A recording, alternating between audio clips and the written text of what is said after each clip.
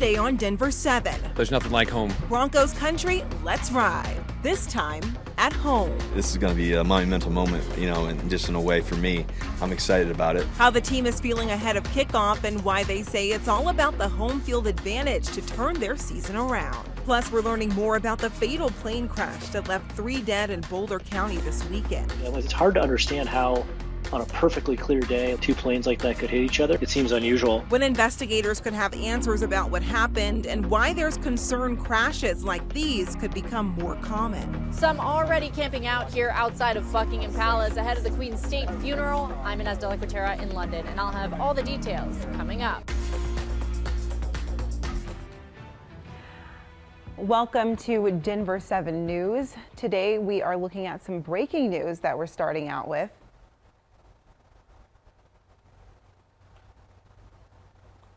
Denver police say eastbound I-70 is now closed near Peoria because of a crash, and you can see on the CDOT map here there is red because of the closure. DPD says that 2 people are being sent to the hospital. We don't know the extent of their injuries at this time, and we will continue to monitor when I-70 will open back up. Welcome to Denver 7 News. I'm Jessica Crawford. And I'm Katie LaSalle. Thank you so much for joining us here on your Sunday. Well, Empower Field, we know, is quiet right now, but in just a few hours, that will not be the case as fans roll in for the Broncos home opener against the Texans. Let's get right to your game day forecast. It is going to be more of the same this afternoon. Sunshine, but the warmth will build and daytime highs expected to hit the mid and upper 80s through kickoff at 2:25. Currently, it's 51 degrees out at DIA. Not too much going on across the state, mostly clear skies. Temperatures very cool up into the mountains, seasonal for this time of the year though. Upper 30s to low 40s from Leadville up north. Gunnison at 32 degrees though right now.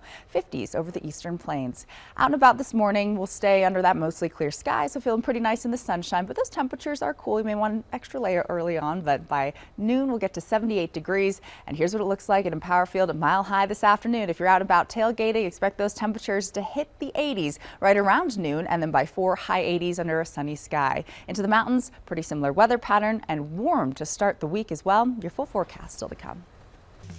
All right, Broncos Country, it is time to officially shake off last week and look ahead to the rest of the season.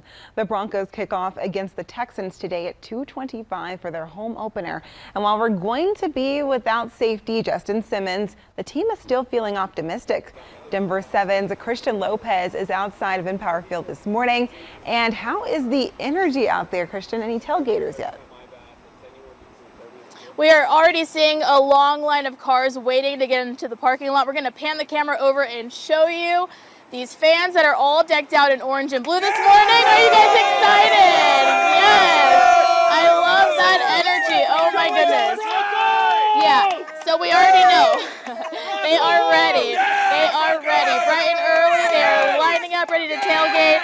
So we know one thing is for sure, fans are going to go all out to cheer on the Broncos tonight. There is no place like home with that home field advantage and having that crowd on your side. So I think we're all hopeful that all of that support will help this team bounce back after that heartbreaking loss to Seattle last week. The Broncos are gearing up to take on the Houston Texans in just a few hours. And quarterback Russell Wilson says that he is ready to make his home debut here at Empower Field at Mile High today.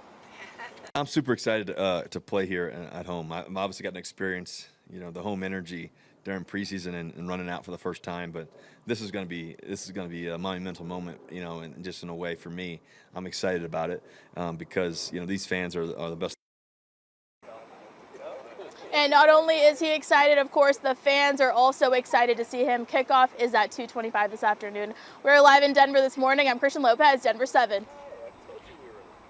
Christian, thank you, man. We are just excited as they are. And a reminder, things get started at Empower Field early today. All parking lots open by 10 a.m.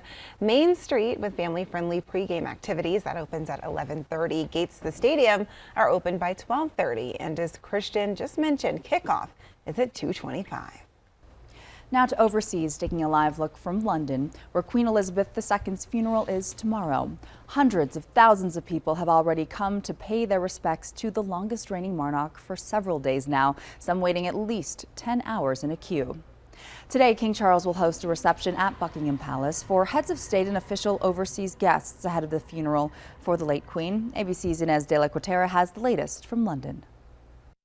An emotional moment as the Queen's grandchildren stood vigil beside her coffin.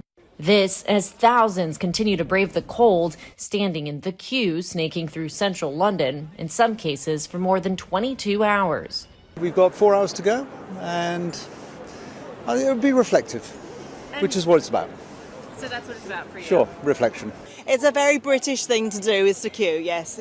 They are calling it the queue of all queues, so it's nice to be taking part in it as well. These satellite images showing the line stretching for miles around the city's most famous landmarks. Some mourners getting a surprise visit from members of the royal family, King Charles, Prince William coming out to greet well-wishers. It could be argued that the royal line of succession is in itself a very long and proud queue.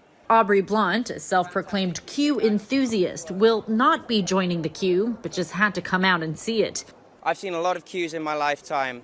I've seen festival queues, I've seen toilet queues, I've seen queues at job centres and food banks, but nothing as compares to the magnitude of this queue. Blunt calling the queue breathtaking. It's a braver person than me that could actually stand in this queue for this long. I'm honestly just in awe of everyone I've seen today. I'm so proud of them for making this happen, the biggest queue in history, and I'm just so thrilled to witness it. Meanwhile, as final preparations for the Queen's funeral are underway, King Charles meeting with some of the world leaders who are in town, including the leaders of Canada, Australia, New Zealand, and Jamaica, while the Queen Consort paid tribute to the Queen. She's got those wonderful blue eyes that when she smiles, they light up her whole face. I'll always remember that smile. That smile is unforgettable. Around 2,000 people will attend the Queen's state funeral on Monday, and today a reception for world leaders. Only working royals have been invited, so Harry, Meghan, and Andrew will not attend. Inez de la Quatera, ABC News, London. We've got an update now on a plane crash that we first told you about yesterday morning here on Denver 7.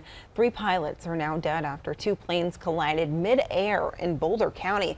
According to the NTSB investigating, 2 pilots were on a training flight from Rocky Mountain Metropolitan Airport, and the 3rd pilot in a 2nd plane took off from Platte Valley Airport in Hudson.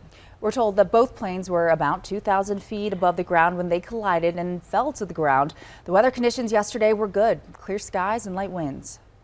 We'll review the operational background of the pilots, their flight training and experience, and we'll perform a medical study on each of the pilots, including autopsies and toxicology reports.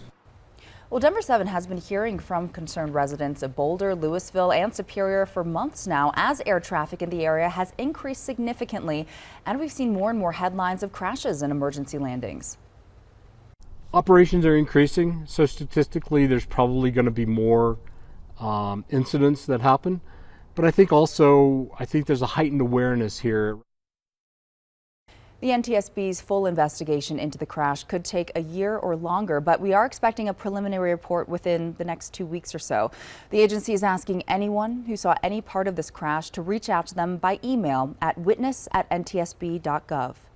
And as we wait to learn more about what happened, Carrie Hayes lives about 300 feet from where those planes crashed. And he says it's not unusual for planes to be flying around in that area, but he knew something was not right yesterday morning.